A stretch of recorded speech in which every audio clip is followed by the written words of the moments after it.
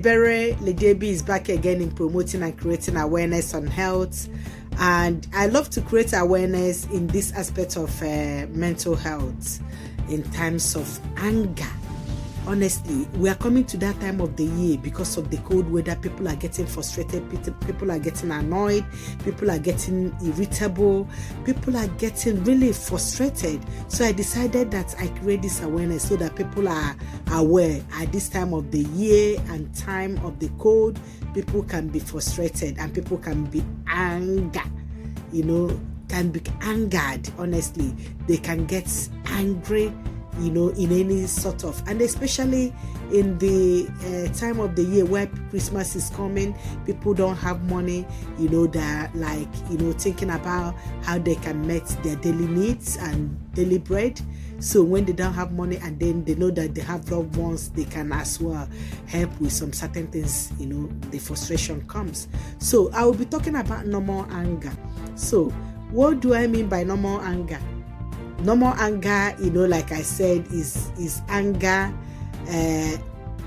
Normal anger is like an anger is a normal human emotion, and everyone feels annoyed, everyone feels frustrated, everyone feels irritable, and or even very angry. People can get very angry time to time, and anger can be expressed, by shouting, yelling, or swelling, or at times it can be extreme cases, and it can escalate into physical aggression towards objects, e.g. smashing things or people or self or to others. In some cases, anger might look much more subtle, or it can be more, or maybe can be silent or can be withdrawn. So in a controlled manner, some anger can be helpful, motivating us to make positive changes or take constructive actions about something we feel is important. But when anger is very intense or very frequent, then it can be harmful in many ways or to people. So at times anger can help us to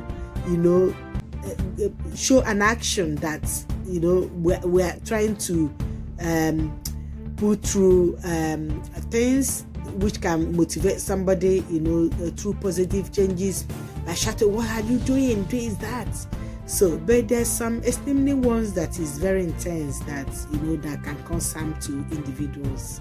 So that's why it's good for us to understand what is anger. I want to say what causes anger. Let's know what causes anger. Anger is often connected to some type of frustration. Either things didn't turn out the way you planned, you didn't get something you wanted, or other people don't act the way you would like. Often poor communication and misunderstanding can trigger angry situation. Anger usually goes hand in hand with other feelings too, such as sadness, such as shame, hurt, guilt, fear. Many times people find it hard to express these feelings, so just the anger comes out. So therefore, perhaps the anger is triggered by a particular situation, such as being caught in a traffic jam or being treated rudely by someone else, or banging your thumb with a hammer while trying to hang a picture hook. Other times, honestly, there is no obvious trigger. Some people are more prone to anger than others, and sometimes men or women handles anger differently, but always. So just like I said, anger is really caused by so many things.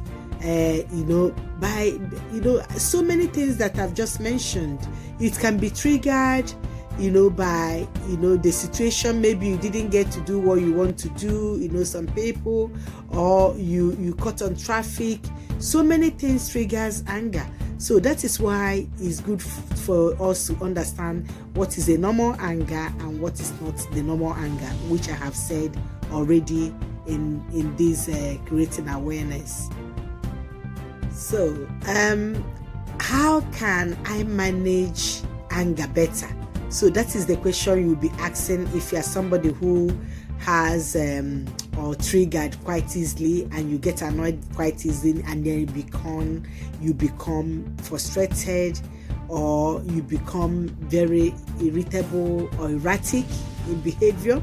So for such people, please, I'm gonna tell you how you can manage this anger, so that you don't get frustrated, or you hurt somebody, or you become at risk of yourself, or risk to others, or others to you. So let's see how we can manage all this anger that can cause harm. Just like I said, the other angers that cannot cause harm can be used, in a positive way, and can motivate individuals. But in terms of the intense anger is what I'm talking. So let's see how we can manage it. So you can have you must have heard, or most people must have come across about anger management. So anger management can be managed or can be treated for most people through training. We have what we call anger management training for most people are working. So it's important we use those strategies to manage anger. And again,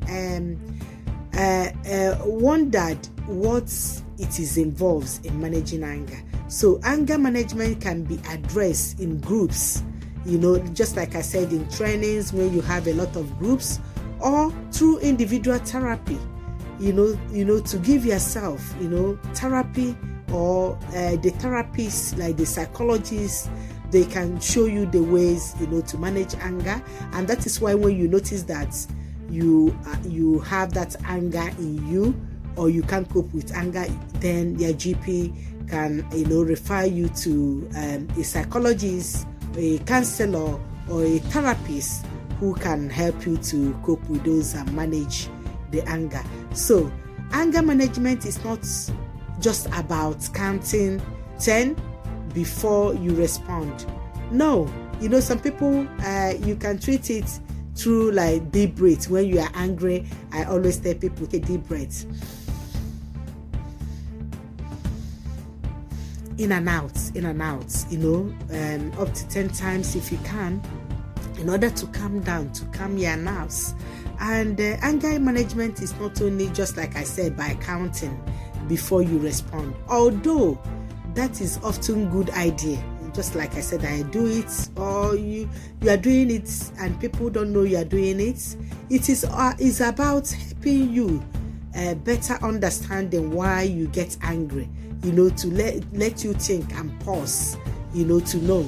And then what sets you up of anger, what makes you trigger, to become angry, and what are the early warning signs. So when things are beginning to happen, and then you notice that things are gonna be triggered, the early warning signs in front of you, to always, cut it in time, and then start to use those strategy or tips, or ways, to manage it. And understanding, just like I said, what triggers it off, and what are the early warning signs, and how do you want to learn, to cope with it. Learning in a variety of strategies for managing those feelings more constructively, to use it in a constructive way, in order for you to get the benefits, get the real benefits, how to manage it. You may wish to read through our anger coping strategies handbook for more information about this, especially for these researchers that I have said, the Center for Clinical interventions, in the psychotherapy research team or trainings. They have a lot of websites, www.cci.health.wa.gov.au.